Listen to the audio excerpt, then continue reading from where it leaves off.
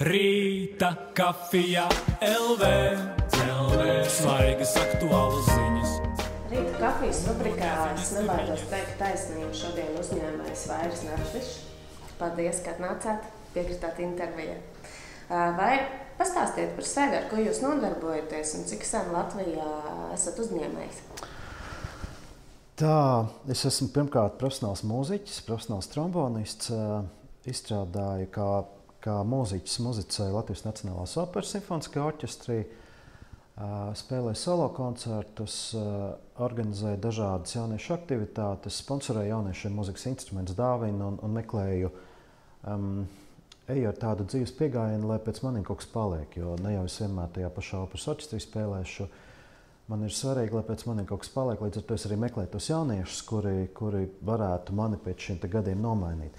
Plus vēl, lai varētu sponsorēt jauniešus ar vienu mūzikas darbu, protams, ka mūziķa darbu nevarētu izdzīvot, tad es nodarbojos arī ar uzņēmējdarbību. Un, kā uzņēmējiem grūti jau pateikt, cik ilgi to nodarbojos, jo tie iedīgļi jau ir sākušies kaut kad jau ļoti sen, vai tā tajā brīdī, kad tu sāc ar kaut kādām dzīves aktivitātēm, sabiedriskajām aktivitātēm nodarboties, jautājums, vai tā ir tanī brīdī uzņēmējdarbība, vai uzņēmējdarbība notiek tanī brīdī, kad tu jau kaut kādus projektus vadi, vai tad, kad tu nodibini savu kompāniju. Līdz ar to tā mana kompānija ir dibināta 2008. gadā, tas ir vairāk kā 8 gadi, bet šie pirmie menedžmenta, mūzikas vai kultūras projektu menedžmenta iedīgļi bija 99. gadā, kad bija tie pirmie, 98. un 99. gadā, kad bija šie pirmie organizētie pasākumi. Šobrīd ir tā, ka man pieder mūzikas instrumentu veikals, un arī es izstrādāju, izgudroju un izstrādāju dažādas mūzikas instrumentu aksesuārus, kas ir tādi kā nišas produkti, kuri nav Latvijai domāti, kuri ir domāti vairāk tā kā ārvalstu tirgiem. Jūs nesen publicējāt savu viedokli par uzņēmējiem, par valsts iekārtu. Kas tieši notika? Kas pamudināja tieši šobrīd par to sākt runāt? Man liekas, ka šobrīd ir tas viens no brīžiem, kad uzņēmēji mazliet sāk purināties vai spurināties pretī tām situācijām. Bet mans dzīves piegājiens, man vispār ir daži moto, kuriem es cenšos pieturēties.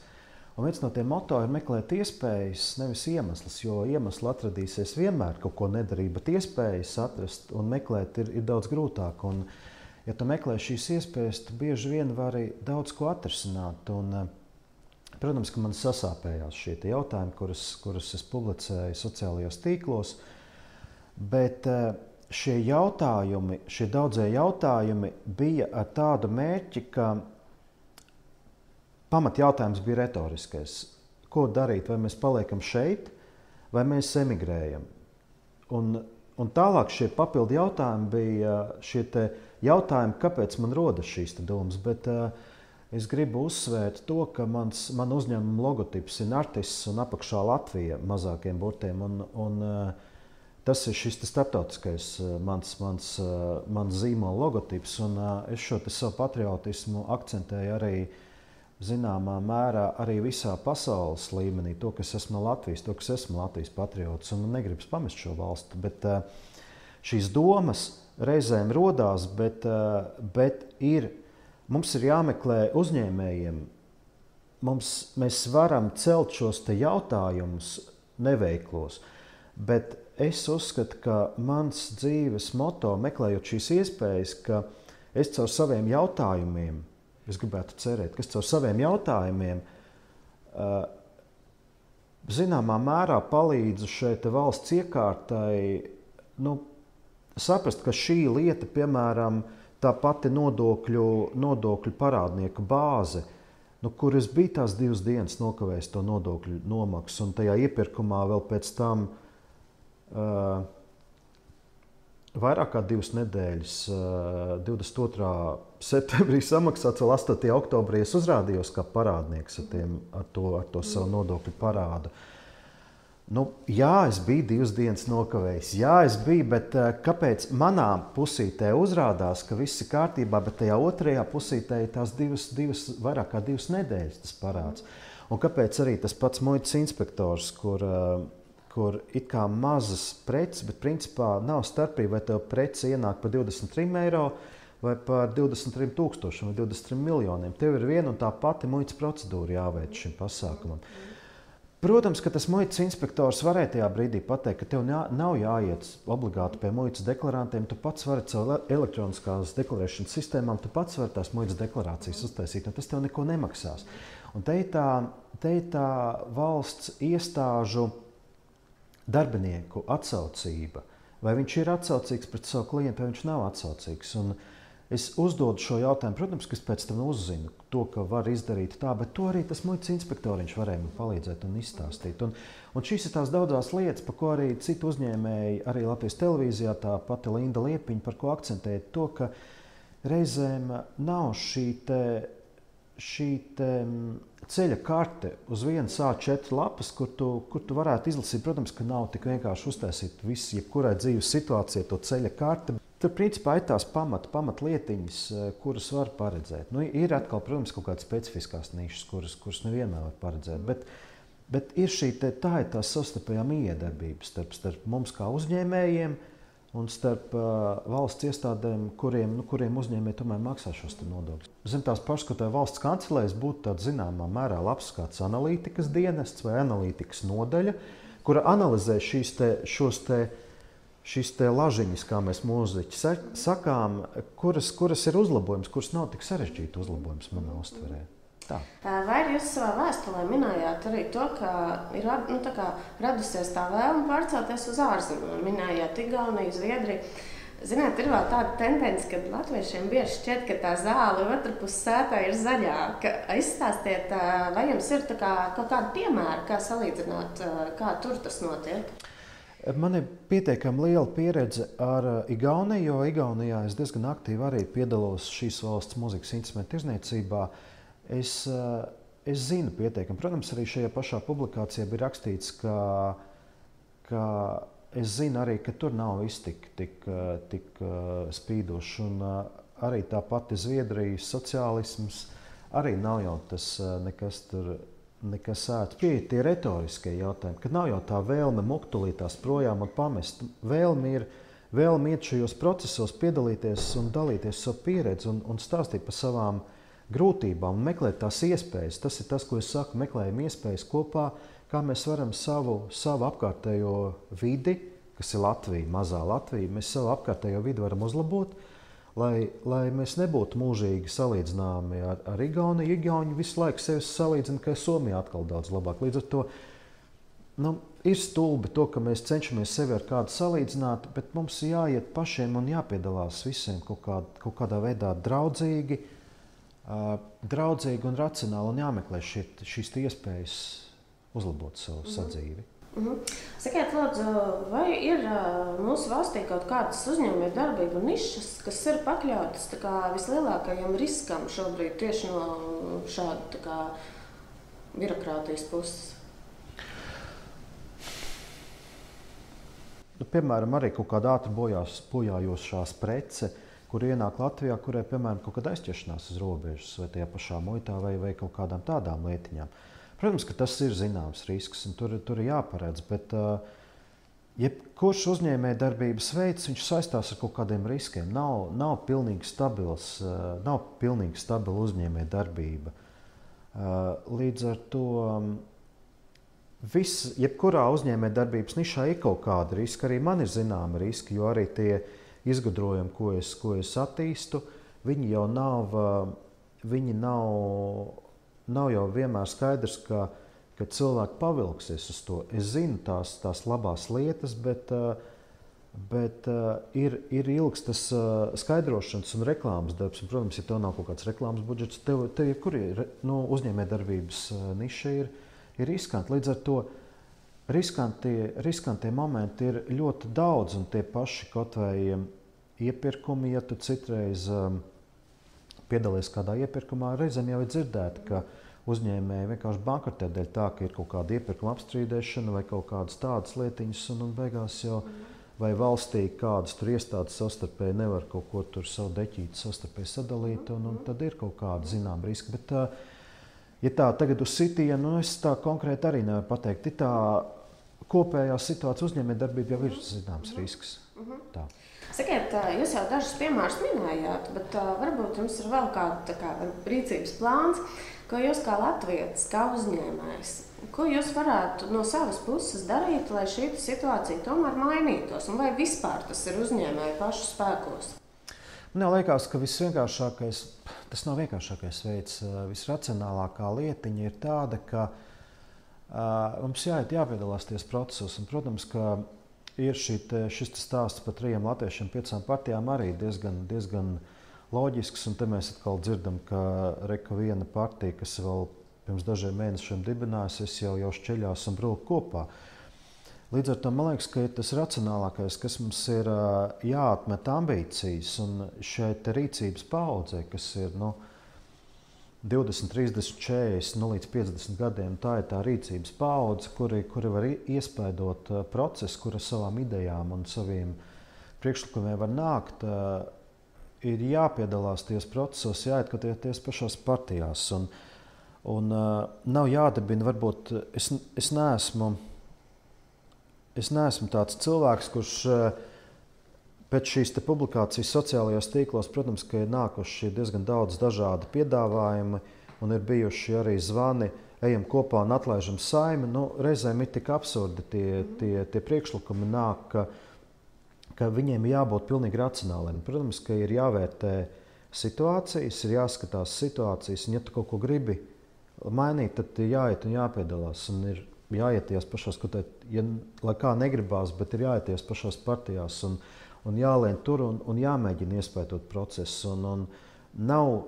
Mans pieejams ir tāds, ka nevajag laust, bet ir jāiet un jāmēģina mainīt, lai šie procesi uzlabotos. Un jānāk ar savu viedokli pietiekami agresīvi, pozitīvā nozīmē agresīvi, ar labiem argumentiem, ar spēcīgu argumentu bāzi, lai te varētu uzklausīt, un jābūt šeit neatlaidībai, ka piedalies šajos procesos, ka tu esi gatavs saņemt kaut kādus dubļus pretī pret to, vai kaut kādu zināmā mērā arī neuzklausīšanu. Bet tajos procesos ir jāiet un jāpiedalās, un tur nav vienkārši variantu nekādu. Sakiet, vai jūs varat kādus dažus piemērus varbūt minēt no savas ikdienas uzņēmēji, kā īsti šā brīža sistēma traucē uzņēmumam darboties veiksmīgi? Viens maziņš piemērs. Man ir tāds profesionāls ievieris mūzikas veikals. Tā kā es pats esmu trombonists, tad man šī asortiments vairāk iet un organizē sapūšam instrumentiem gan aksesuāri, gan tīrīšanas līdzekļi, gan eļošanas līdzekļi, gan visāds. Un tā ir tāda maziņa nišiņa. Un viens interesants piemērs bija šajā pavasarī, kad tie paši eļošanas piedarumi, par piemēru ņemsim trompeti. Varbūt daudz zina, kas ir trompete. Un trompetē ir jāeļo tie paši pumpīši, ir jāeļo tie mehānismi. Un tur ir diezgan daudz dažādu paveidu eļļas un apgrozījums. Ir gan dažādu zīmolu eļļas, gan vienam zīmolam ir apmēram 21 veids dažādu eļļu zem viena zīmola. Un bija tā, ka pavasarī man piezvana no veselības inspekcijas, pasaka, ka šīs eļļas viņas neatbilst īsti veselības inspekcijas prasībām, jo tur nav marķieris, tas, ka bērniem bīstam, bet tās ir eļļas trompetē, piemēram. Tā ir eļļa trompetē, ka tur bērns var izdzert šo eļļu. Protams, ka bērns var izdzert, un tas nekas arī pieaugušam. Droši vien nekas īpaši veselīgs nebūtu, bet tur nav tā, ka tur tāpat ir saistība ar muti, ar spēlēšanu. Tur nav nekas tāds fatāli indīgs tajā. Protams, ka nav nekas veselīgs, ja arī tu parasto eļļu sadzersies.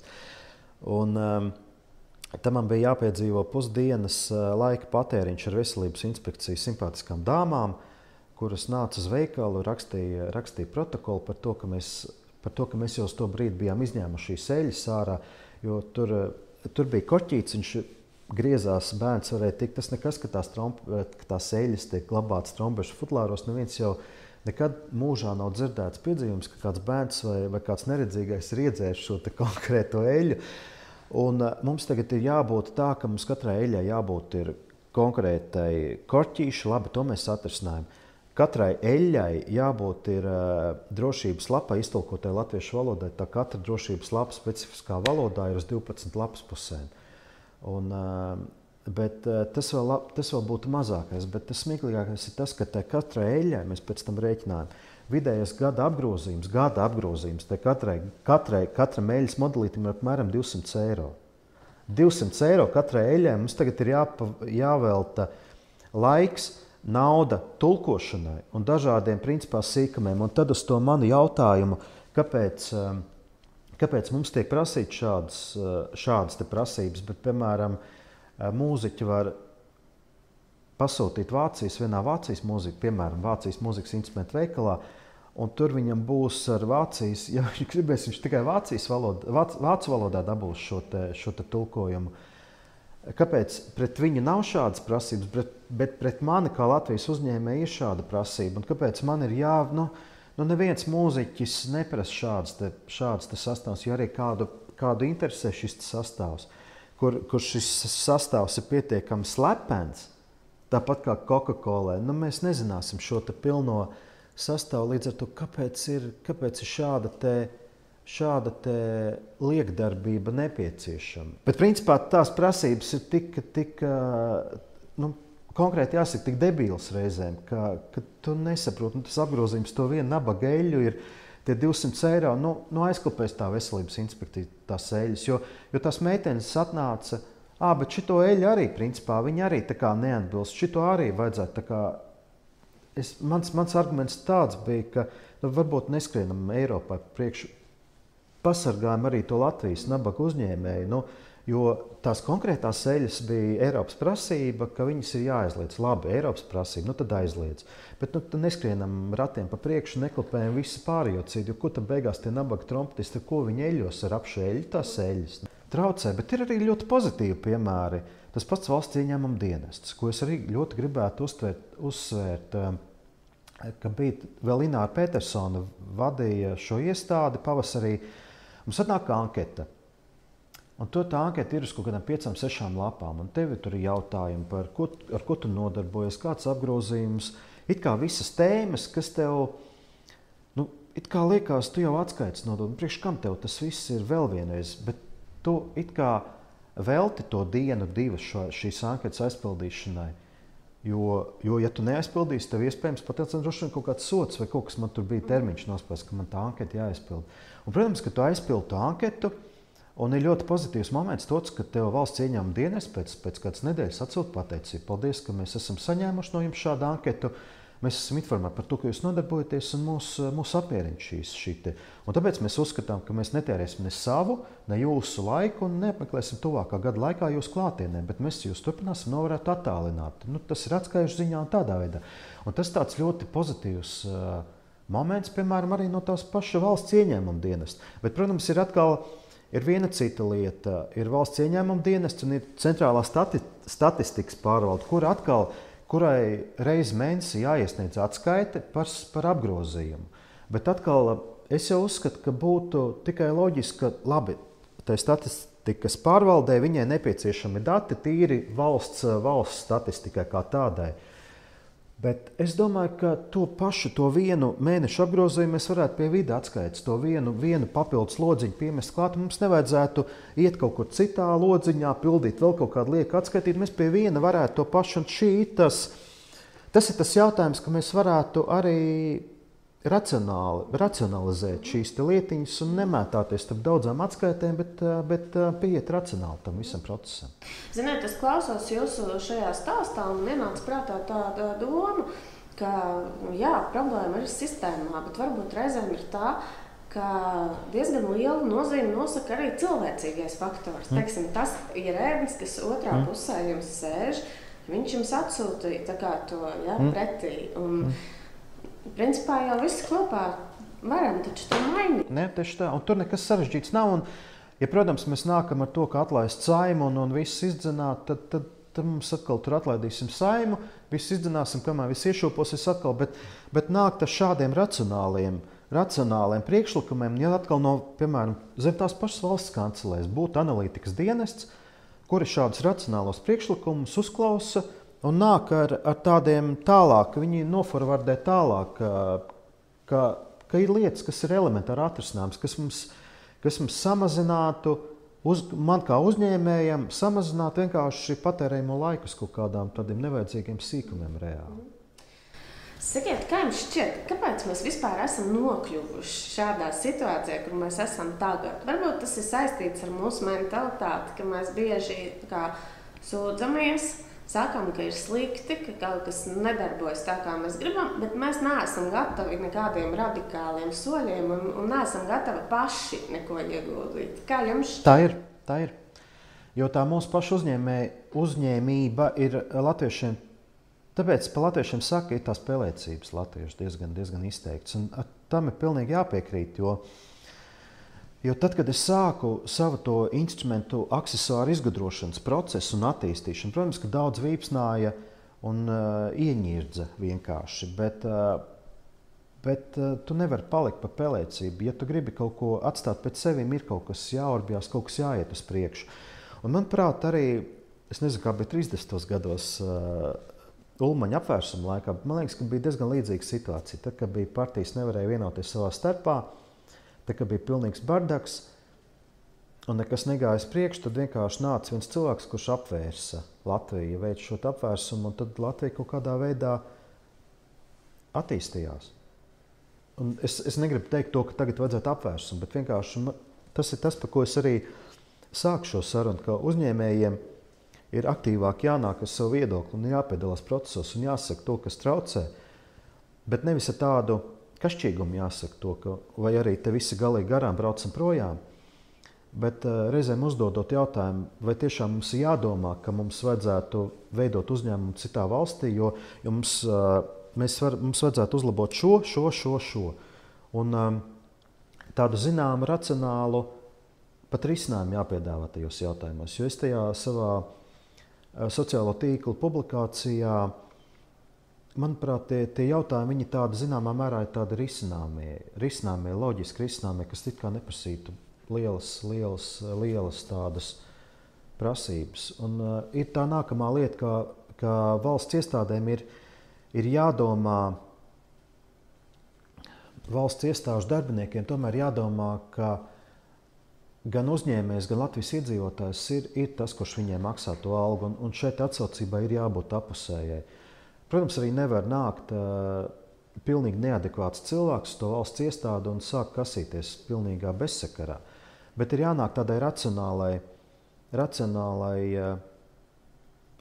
graudam, jo, piemēram, viens no piemēriem arī, ko es vasarā braucu velosipēdu pa Rīgu, un ja man sanāk braukt pa trotuāru, un man cilvēks palaiž, tad nav tik grūti pateikt to pašu paldies. Jo, ja tas cilvēks tev palaiž, jo principā tur gājies galvenais tās ielas. Un šī tā mijiedarbība, ja mēs viens otram mācīsim pateikt paldies vai pasmaidīt, vai veiksmīgi sadarboties un meklēt šo te risinājumu, kā mēs varam savstarpēji pa to ietvi izmainīties, nevis vienkārši debīli braukt ātrā tempā, ka vējš vilpo grausīm.